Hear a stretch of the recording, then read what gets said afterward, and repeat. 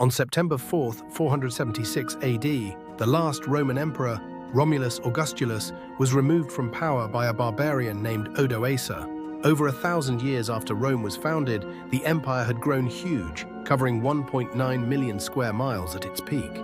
It had the largest professional army the world had ever seen. But near the end, Rome faced non-stop attacks from barbarians that chipped away at its borders. By the time of Emperor Romulus, only Italy was left. While the eastern part of the empire, called the Byzantine Empire, lasted until 1453, the Western Roman Empire fell in the 5th century and never came back. In the end, Rome couldn't handle the constant invasions and the large number of barbarians moving in, which led to its downfall. The Huns attacked from the east, causing many barbarian tribes to seek safety inside the Roman Empire. One of these tribes was the Goths, who asked to come in around 376 AD. After letting them in, the Romans treated the refugees badly. When food ran out, the Romans didn't help, and many Goths had to sell their children for food, getting only dog meat in return. This cruel treatment led to the Gothic War, where the mistreated Goths rose up against Rome. This war was terrible for Rome. In 378 AD, at the Battle of Adrianople in modern-day Turkey, the Goths rebelled against Eastern Emperor Valens.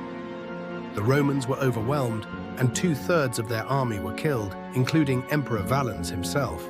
Emperor Theodosius I ended the Gothic War by allowing the Goths to live in the empire. Their soldiers could join the Roman army, and their people were allowed to stay together inside Roman lands, which was new.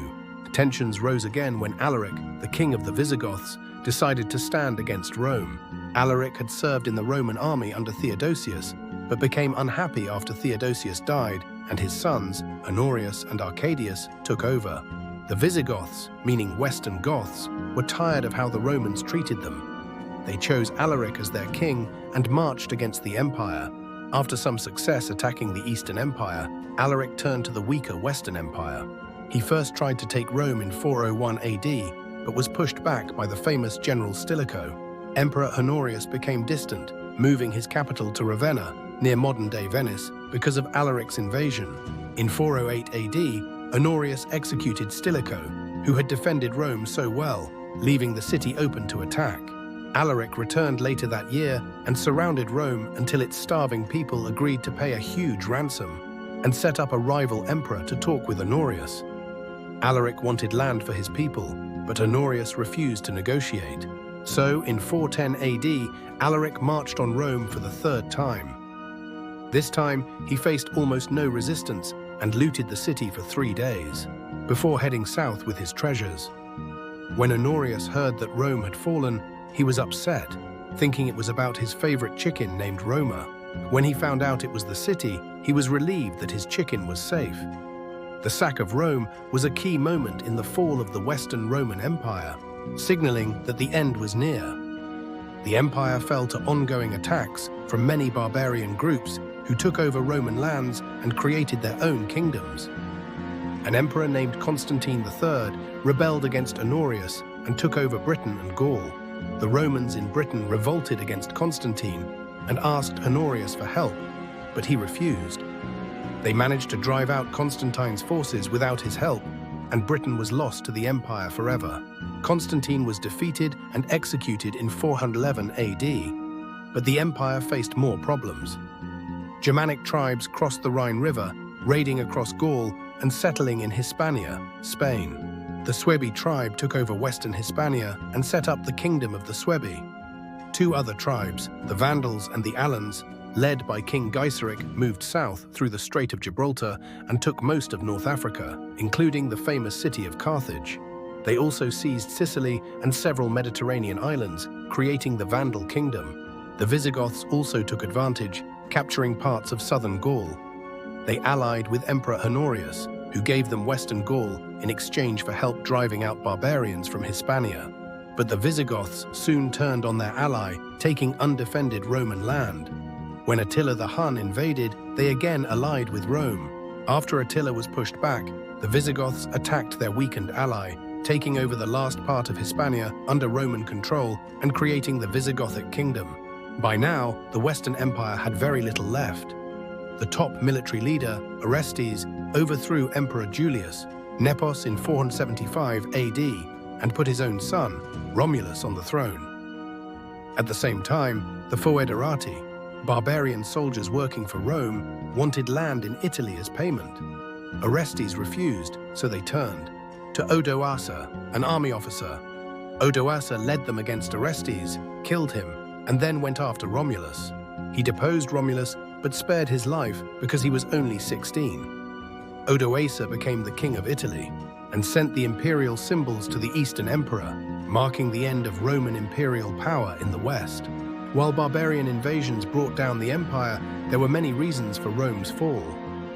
The empire was massive, reaching its biggest size in 117 AD under Emperor Trajan, stretching from Britain to Syria.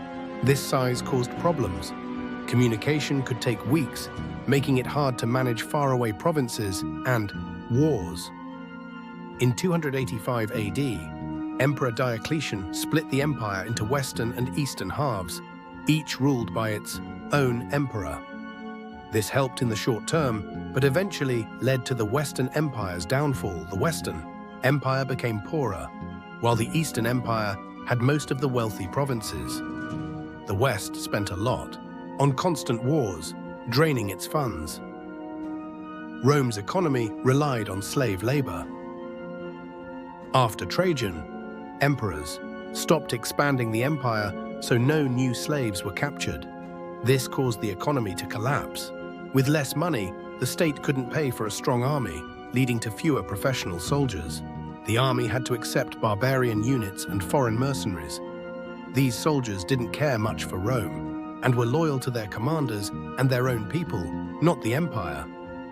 Another problem was poor leadership. Later emperors were often out of touch, especially after the capital was moved away, from Rome to places like Mediolanum, Milan, in 286 AD, and later to Ravenna in 402 AD. Succession often went to children, leading to weak emperors who got the throne because of birth, not ability. The last emperor, Romulus, was only 16 and couldn't resist the invading barbarians. The wealthy aristocracy gained power due to low taxes, with some becoming richer than the government. They controlled weaker emperors who needed their money, putting profit over the state's needs. With such corrupt leadership, it's no wonder people and barbarian soldiers lost faith in their rulers. Some argue that Christianity played a role in the empire's decline. Christianity was legalized in 313 AD and became the official religion in 380 AD. Unlike the Romans' many gods, Christianity worshipped one god, which changed how Rome controlled conquered people. Romans used to include local gods into their religion, helping to integrate new people. Having many gods also allowed emperors to be seen as gods, giving them authority. Christianity didn't allow this, so emperors lost some power, and it became harder to bring new people into the empire. Even though the empire fell in 476 AD, Rome's legacy lived on. The Eastern Roman Empire, or Byzantine Empire, lasted until 1453 AD, when it fell to the Ottomans. The empire saw a revival in the West when Charlemagne, king of the Franks, was crowned Holy Roman Emperor in 800 AD. Roman culture greatly influenced the Western world. Many European languages, like French, Spanish, and Italian, come from Latin. Rome's religion, Latin Christianity, dominated medieval Europe, with the Pope in Rome as a leader for all. Roman technology and infrastructure helped Europe develop during the Middle Ages. Many Roman towns are still important today, like Londinium, which became London. So even though the empire fell with Romulus, its influence has lasted throughout history, making it one of the most impactful empires ever.